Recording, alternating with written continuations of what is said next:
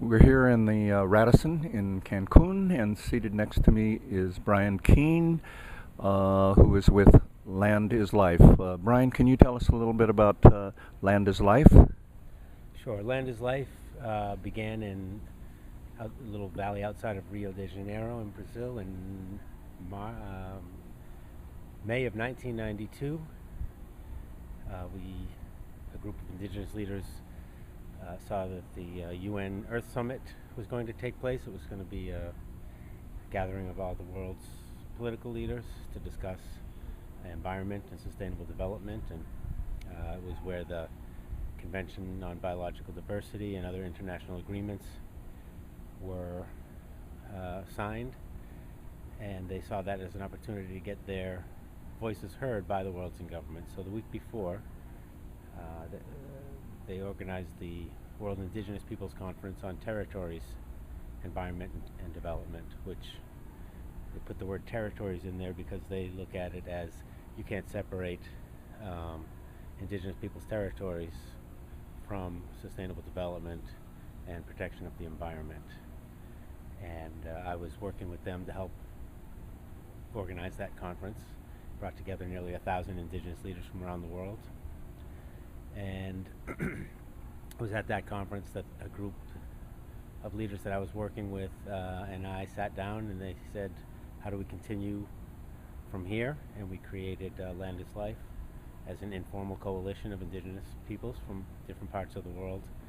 And since then, we have been working to promote and protect indigenous rights by supporting people on the ground, communities that are affected by oil and other threats to their territories, by supporting projects and campaigns of indigenous communities with financial, technical, and organizing support, and by making sure that indigenous people's representatives are able to participate in international meetings where decisions are made that affect their lives, lands, and cultures, like this here at the UNFCCC. So you've brought a few of your clients here to Cancun.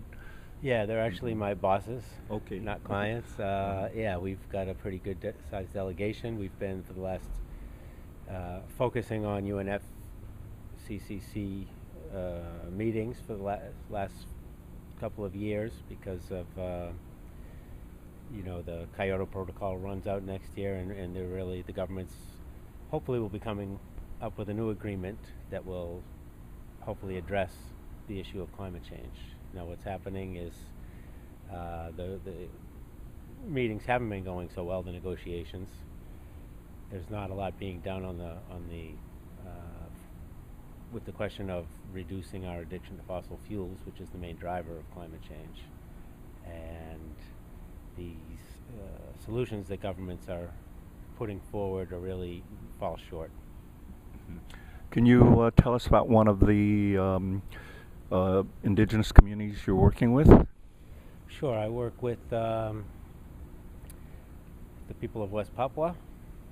So there's many communities, over 1,000 communities there. I work with their. They've created a sort of an umbrella organization that represents them politically. Dewa Nadat Papua, the Papua Traditional Council. I've been working with them since they were founded. In Papua, you have a really bad situation with the human rights.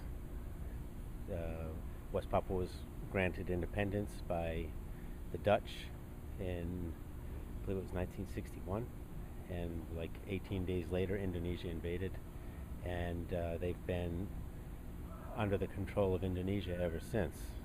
West Papua is the most resource-rich area of Indonesia, and the military is heavily involved in exploiting those resources, and they do that in a brutal way.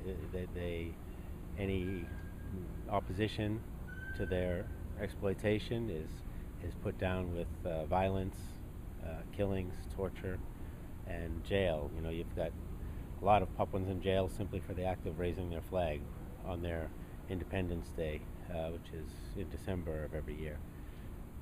And I know one of your projects is to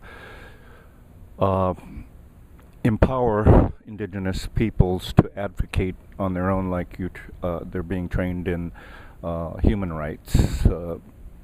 Yeah, we do capacity building workshops on human rights and other issues that are concerned to indigenous peoples. Um, they don't need people to translate for them, really. They can pretty strong, powerful voices. They've really been uh, the West's most clear critics for the last few hundred years. Indigenous peoples actually brought the issue of climate change to the UN in 1978 for the first time. Oh, I didn't know that. Before the scientists were really talking about it and everybody else was talking about it. Because they have such a close relationship to their territories and the land they live on. That's where they get their food, their medicine, their spiritual sustenance, their building materials, their clothes. So they notice the changes, and so they were noticing the climate changing long before anyone else. And they also have their traditional knowledge of how they've sustained their communities. And I think we talk about technology transfer, but there should be a transfer of technology from them to us, because we can learn so much. Yeah, when we do talk about technology transfer, it's always one way. But what we have to sort of expand our view. If we're going to solve this crisis of climate change, and whether you're talking about climate change or loss of biodiversity or even sustainable development, one thing is clear is that the knowledge that indigenous peoples have about their ecosystems is a key part of the solution, needs to be taken into account in the development of real effective solutions. And unfortunately, that's usually not the case. They're sort of, if they are included, it's as observers or in these Like meetings. here at the UN Climate Summit, they're really not included in the negotiations. Is that right? Right. They're allowed in as observers only. And so, but they're very well organized. They do a lot of pretty effective lobbying here.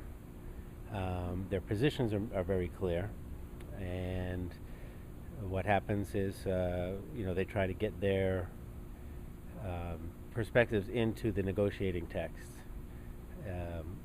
For a lot of governments, that is a threat, as particularly the right to self-determination, the right to free, prior, and informed consent. If you look at indigenous people's rights, it's really pretty simple. It is the right to self-determination and the right to collective ownership of lands, resources, and knowledge. And that is basically what they're trying to get into these negotiating texts, so that any proposed solutions that come out of these meetings and any international agreements that come out of any of these meetings ensure that these rights are both recognized and respected.